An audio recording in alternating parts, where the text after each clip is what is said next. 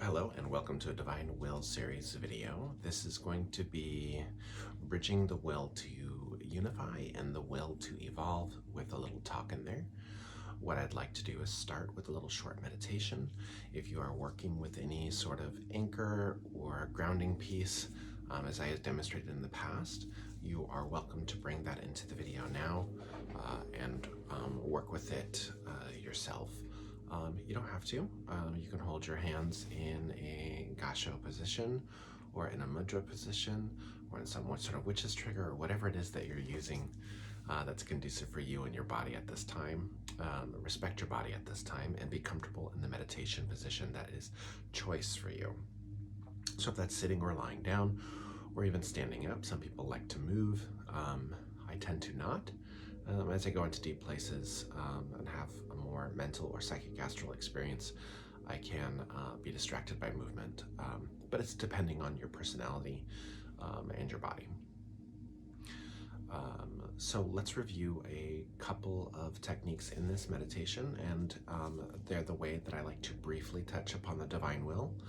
And so we're going to work with divine will to initiate and to unify, and those two frequencies of energies here.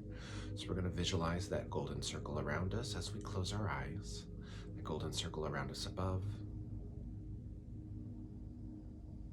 with those angelic presences around it. It's as if that energy, the white light of the stars, the silver light of the moon, the golden light of the sun, and all the spectral colors of the heavens, and the blackness that is space, shines down upon us protectively.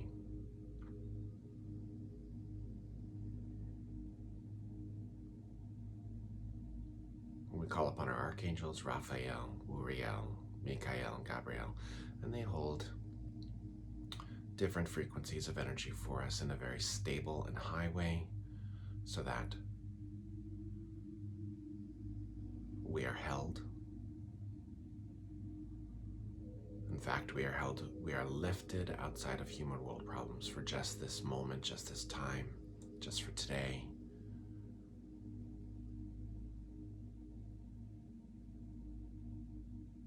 And if you have any healing guides or energies that you would like to include in this that are in harmony with this work, we invite them in now.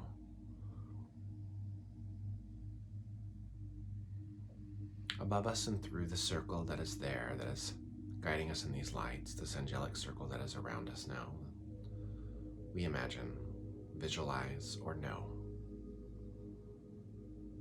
those seven sisters, those seven qualities of divine will, and those seven stars aligned with the true north, directly above our head, that is aligned with the north of the earth.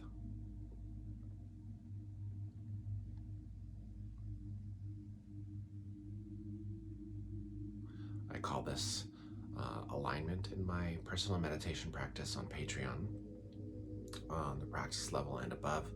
And sometimes the just regular subscriber level, we get these meditations where we do this thing where we align our bodies along the head, chest, and pelvis, and just feeling the way that those might come into better alignment for our meditation purposes. So I adjust myself a little bit, might lean back into my chair, or adjust my body if I'm laying down. But this alignment, that is the path of energy that moves through our body along the midline, along the spine, also aligns with those northern energies of the sky and those true north energies. And those seven sisters, those seven stars, the divine will. We recognize those in many traditions in many places throughout the world who have looked into the sky and watched in wonder as we spun on this axis. Two of those lights, the first two of those lights in the divine will, twinkle at us, two stars glowing at us.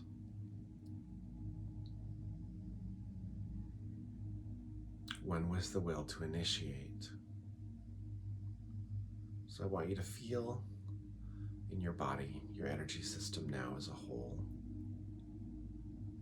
wherever your focus is drawn is also fine. So if there's a particular area that you are drawn to, just allow your mind to go there.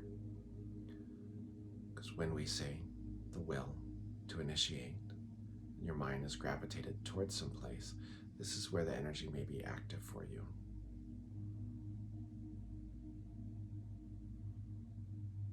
And you can identify that will by the quality of energy that you sense. In whatever way that you sense it, trust your senses. They are informing you about the quality of energy. In this way, you are knowing it.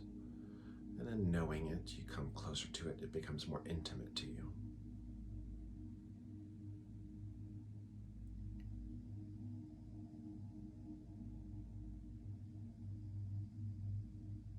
And now adjust your experience so that you begin to think about the spine, the head, the chest, and the hips, and that path along the spine. In the meditation of Divine Will, this was listed as rings of light, one at the top, maybe in the crown chakra or floating above the head, and one below us where we're sitting, or below our spine, our hips, creating two sort of end caps, or 2 points upon which energy transmits, 2 rings of light, at the top of the skull and the base of the spine, and also many rings, however many you see, along the spine, wrapped around the spine, creating a conduit, a channel for this force, this power that initiates.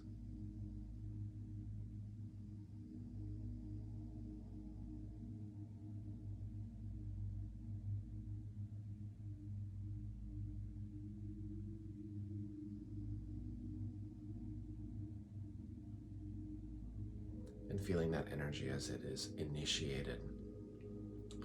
If it helps for you to understand, feel, or know, it is a path of energy moving up and down along the spine, but not limited to there. This also connects to that divine will, so it's if that star is transmitting, that intelligence, that master is transmitting this energy to you. Cosmologically, it helps us when we connect the energy to a divine source, because it aligns us with something greater than ourselves. It acknowledges that though this power is within us, it is also connected to or being transmitted and guided by this great starry intelligence. So review the will to initiate in your mind. The beginning of your chosen goals, both the spiritually evolving goals and the practical earth manifesting goals, because those things are related.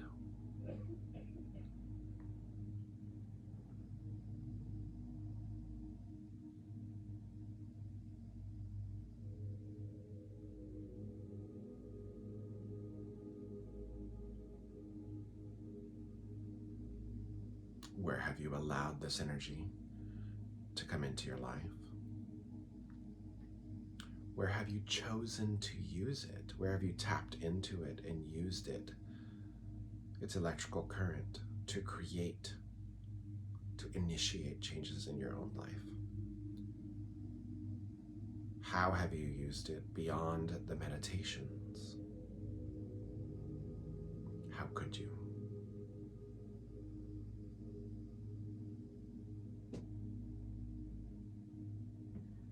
Now we start to focus on our heart centers as the second light twinkles above us and reminds us of the empowerment, of the support, of the will to unify this heart energy. So where there is power, now there is power and love.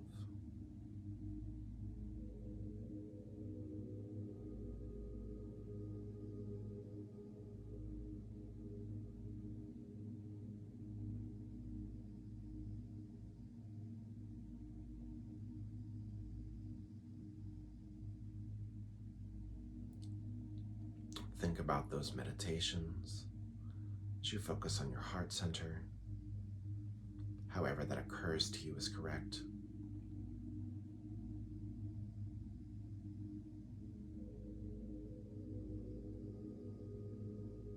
This transmission or energy that has been entrusted to you, that you also have chosen to initiate. Initiation is a process of transformation, and so the second will to unify is loving, compassionate, connecting, weaving, aligning us with those who are in alignment with our vision, goals, and dreams, with our lives, whether we are productive or not, because they are aligned with our hearts and not a commodity-based value system. They are aligned with divine will, and so true love and true power. True love and true power in your heart.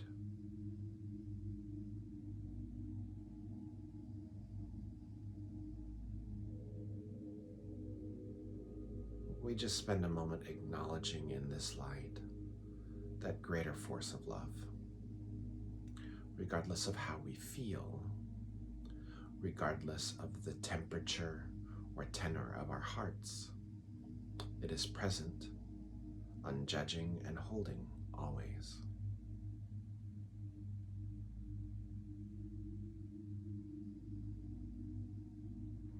And so who was present and unjudging for you? How are you present and unjudging for yourself? How can you deepen that?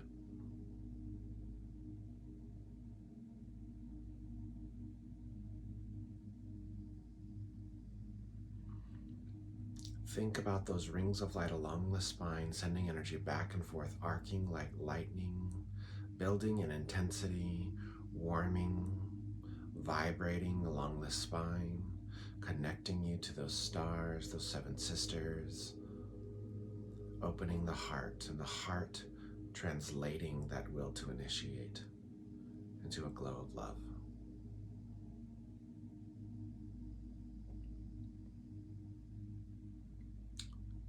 Doesn't matter how small or great it is or how much, it's not about that.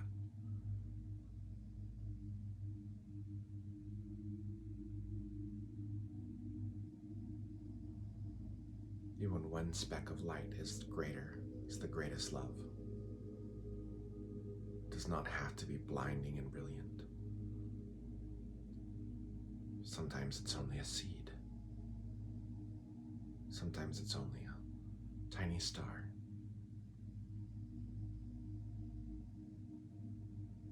It is unconditional love. It does not matter the volume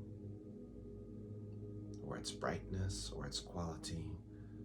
Just recognize, as you are aware of it, that it is unconditional love. That is absolute. That surpasses our misconceptions and perceptions about what love is. For it is God's love, it's the universe's love, through these divine beings.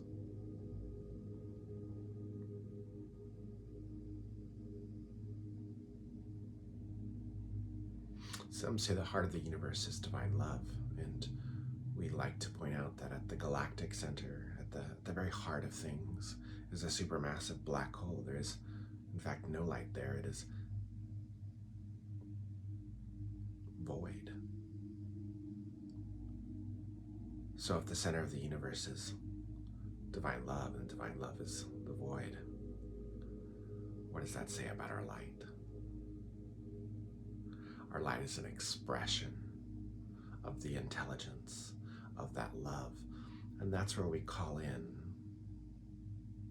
the will to evolve, because the first ray we focused on was power through initiation.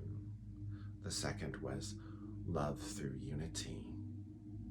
Love and power unlock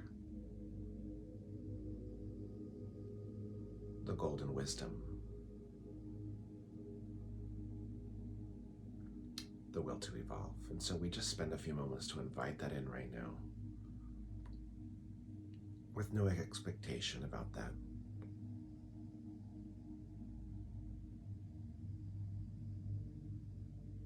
Noting where our bodies or our minds activate. Notice how our feelings activate or any senses as we invite the will to evolve into the space.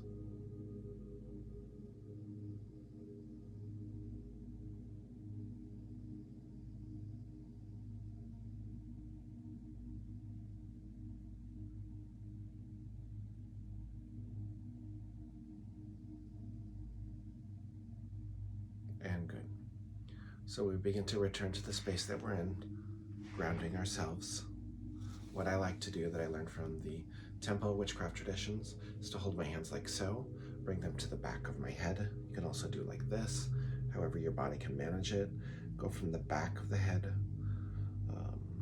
3 to 6 inches over the crown, along each of the energy centers of the body, and sweep it into the floor. You can imagine that as a violet flame in the floor. Some people, like me, imagine a cauldron and all that excess energy moves into it. We give ourselves balance and clearance in this way. We give ourselves balance and clearance. All unhealthy energy is swept away. We invite healthy, healing, holy energy into our lives, and we affirm our heart's joy, our body's right to be here because we belong, that we are protected and guided this day, and you may open your eyes. Oh, I needed that. That felt good. I saved my morning practice until this recording because I wanted to be in the effect of it with you. I also did a little bit of light body transmission. So our group on Facebook is called the Temple Los Angeles. God, what is it called now? I forgot.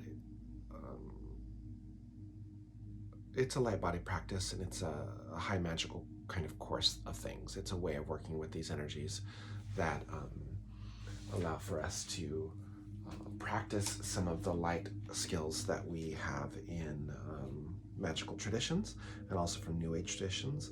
This was an impetus for starting the group. I'm getting you the group right now. Creating a space where we can explore them. Some of these, especially in the light body paradigm of things, they're like tiered hierarchical systems that you have to pay to get through. And some of them are really expensive. So I've done some of those, and we're integrating some of that work into it as well. But we decided to start with the divine will because that was a great way to sort of bring in the high frequency energies in a very practical way for spiritual evolution to kind of quicken the process. And there will be other adventures in that group, which is called Temple LA-Light Body plus Ascension Magic Focus Group. And it's a small group, and it's there just for exploration at this point. We're not charging for those classes. We're just experimenting and exploring to see how we can weave those together. So the will to evolve. You will have received an email by this. I would read that for sure because, the description of the module coursework is in there, and it's a little bit long, but I've highlighted some certain points to bring our focus into certain areas and introduce us to that energy. The third will is a little bit different. In the in the 7 will system of the divine wills and the 7 ascended masters, or these 7 rays, chokans, this kind of energy that comes through in Theosophy, it is called this. Not to throw out random things to you, but it is 3 primary rays and 4 secondary rays that emit. The 3 primary rays I equate personally to divine love, divine will, and divine wisdom. So the will to initiate was one of those rays. The will to evolve was one of those rays, and the will to unify is one of those rays. Those 3 primary rays. I am not certain that that is exactly what Oren and Sanea Roman did in this particular coursework. Although I do know it's based on theosophy, and the divine rays as I know them through witchcraft is very similar as I know them through theosophy, because the author Christopher Pensack, where I primarily learned this in the witchcraft traditions, is also well versed in those other traditions. And so for me, the energy equates the first three with love, will, and wisdom. The third ray that's in here has a stimulating effect upon our consciousness or psyche. This will create certain things for us. What we want to watch out for is when we are in a space and we're looking for productivity or we're looking for activity, and we're receiving none. In the grand scheme of things, I would say to look at it that your consciousness is operating on several levels when you're using this material. You're operating on a physical level, this personality level, which is dealing with the world, and you're also operating on a very high level. You're learning to tune into several levels at once. In that high level of things, we can encounter places where there's a distinct lack of energy. Like in the meditation, that black hole, at the center of all things, is an absence of light. It can feel like an absence or activity or movement or change, or what it is that we're desiring to seek and find in the divine will work that we're doing. We can culturally automatically look at that as loss. We can see that space maybe with grief, or we can see it with fear that because there isn't something happening, that we're not doing it right, or we're not progressing.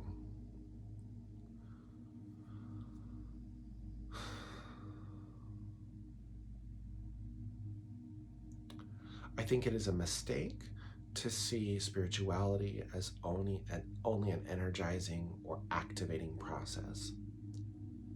I think that's only part of the equation. I think, in fact, that's only a quarter of the equation.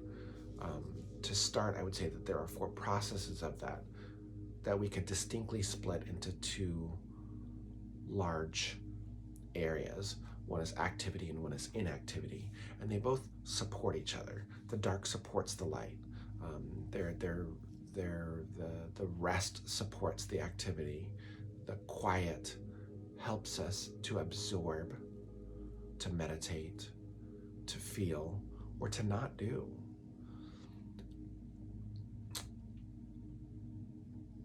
When we encounter these things, and we may, because the nature of this program mentions the void and this kind of energy that's there, when we encounter these things, we want to be able to understand that when we come into a place of inactivity or quietness or lack of energy, that there's an important part of the process there, and to check in with yourself to make sure that you're aligned with what that is, right? And I'm not talking about depression or like any of these emotional states that we're talking about here. I'm just talking about the energetic state. We can learn to develop nuance between energy and emotion, between personal feelings and the energy of these divine experiences that are happening, and grow by seeing how those processes interconnect and interpenetrate each other, right? So to address it from the higher is to say, when I'm in a low state, when I'm in a quiet state, what is the medicine, or what is the helpfulness in this for me? All magic, all energy runs a course in the universe, and the universe is on a rhythm of dark and light, of rest and activity, and points in between, a spectrum in between of things. To understand if we're cycling up or we're cycling down can be very helpful for us. The other thing that's very interesting about the void mention in the homework is that the real realization comes in these moments. There's a thing in moon work where I like to differentiate between the dark moon and the new moon. The dark moon is a quiet, non-energetic, not magic time, where the magic is in feeling, learning, knowing, understanding, and developing wisdom. The new moon is when we plant for new intentions or new things, and new things only, do not, and I've probably said this before, but if you've already planted a new moon intention, don't restart that new moon intention again next month, because basically you're restarting the energy to new again. Unless that's significant and important, you want to be mindful of that. Maybe the following month you want to move it, you want to gauge where that intention was at the new moon, and maybe do a quarter moon or a half moon, help bring it towards fullness, right? I digress. But the thing to say there is that the energy of the dark, or the energy of the still, or the energy of the quiet, right?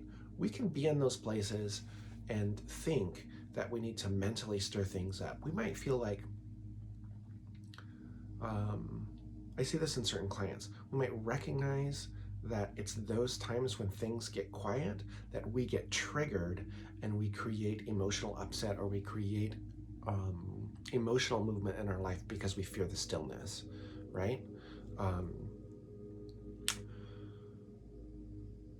What really happens in that place of silence is that spirit speaks. It's like Aretha Franklin said, the spirit's in the dark, right? This energy is there in the quiet to talk to you, right?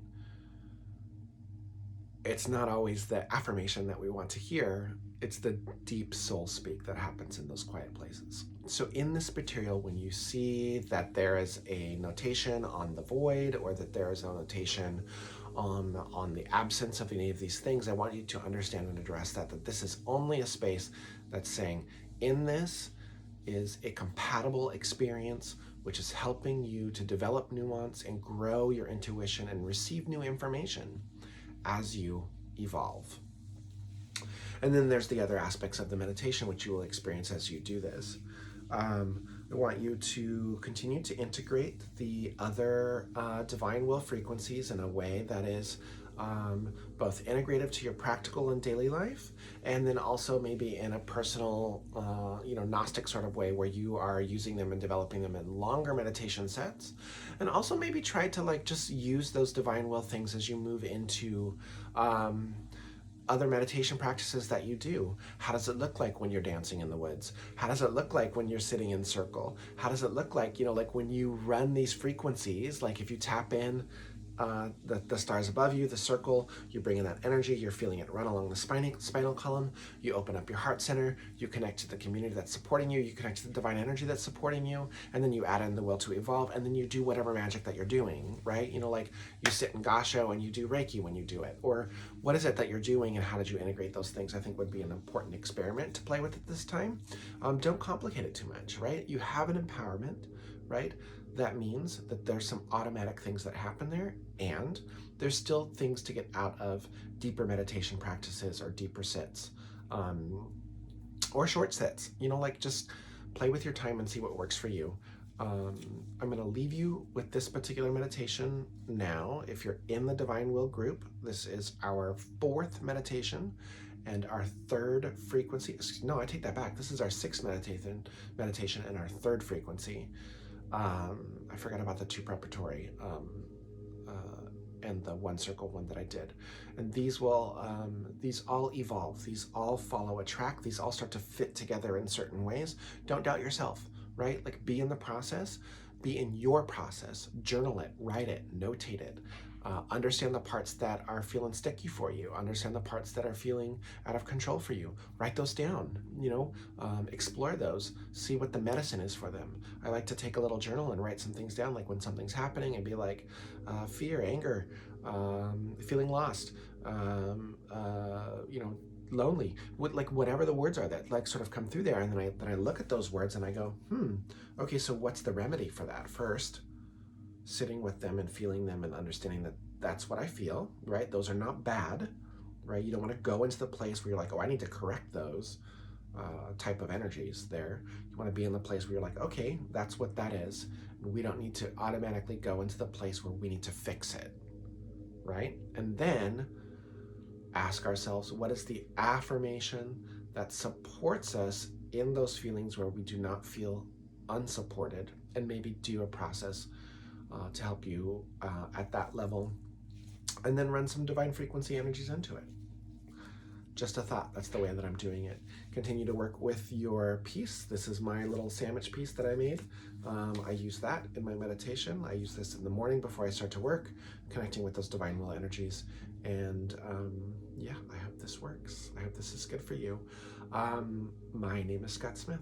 I run thesacredother.com and temple-la.com. One is a personal practice site. One is my main teaching portal. I do a lot of created content on patreon.com/Scott K. Smith. That's capital S, capital K, capital S, Scott K. Smith. You can also reach it through both of those pages that I mentioned previously. And the group is progressing along lovely. I expect we will really get to expand upon things as we go further. We still have 4 more frequencies to divine will to explore this year, and many meditations and things in between. Continue to work on your goals. Thank you for tuning and listening in. Blessed be. You have a good day.